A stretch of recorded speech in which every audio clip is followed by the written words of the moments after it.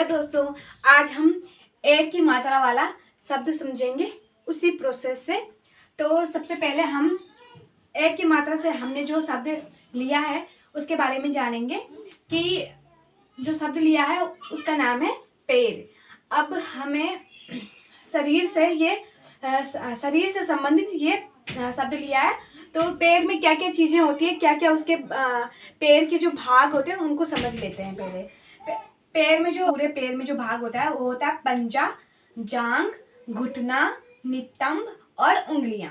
ठीक है, तो इसके बारे में समझ आते हैं कि जो पैर है वो किस चीज का है, किसका पैर है। वो एक मानव शरीर का है। जो ये मानव शरीर यहाँ पर हमने बनाया है, इसके कमर के नीचे का जो हिस्सा है उसे हम पूरा पैर बोलेंगे, यहाँ से लेकर और यहाँ तक। ठीक है, तो जो पंजा होता है, पंजा क्या होता है, पंजे में पूरे पांचों ही उंगलियां सम्मिलित होती है। हम एक उंगली को हम पूरा पंजा नहीं बोलेंगे। ठीक है, और यहाँ पर बहुत सारी हड्डियां होती है और इस तरीके से पूरा एक पंजा होता है। ठीक है, तो जांग क्या होती है, जांग यहाँ से जो मानव शरीर का जो शरीर यहाँ पे आधे हो जाता है, वहां से स्टार्ट हो जाता है, वहां से और यहाँ तक जांग पूरी एक पैर घुटना लेकर सम्मिलित होकर उसे हम एक जांग कहेंगे, जिसमें ये तीनों चीज सम्मिलित होगी। ठीक है, ये भी शरीर का एक अंग है।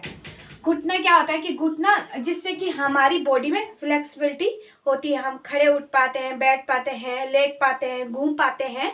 तो किसकी वजह से, जो घुटना होता है उसकी वजह से।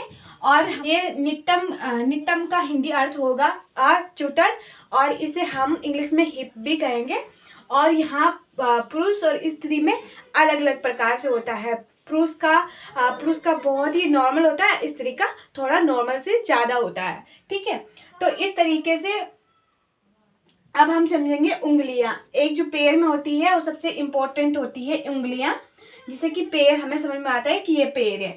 तो हमारी जो उंगलियां हैं वो तीन प्रकार की होती है, तीन तरह से होती है। एक होती तिरछे में उंगलियां होती है जिनकी, और एक होती है सीधी उंगली की। तिरछे में है कि ये आपकी छोटे करके लगी हुई आपस में, ये उंगलियां तिरछी हो गई।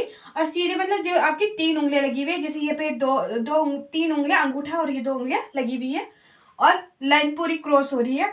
और गोलाकार, जैसे कि ये छोटा है, फिर ये बड़ा, ये छोटा, ये छोटा, इस तरीके से ये गोलाकार में पूरा आ गया। तो इस तरीके से हमारे जो पैर का जो अर्थ था वो इस तरीके से पूरा होता है इन पिक्चर्स के माध्यम से, जिससे हमें समझ में आता है कि हमारे जो पैर में जो अंगों के नाम है वो कितने प्रकार के हैं और किस तरीके से उनकी पिक्चर्स है। तो अब हमें पूरे टोटली नॉलेज पैर के बारे में हो गई है।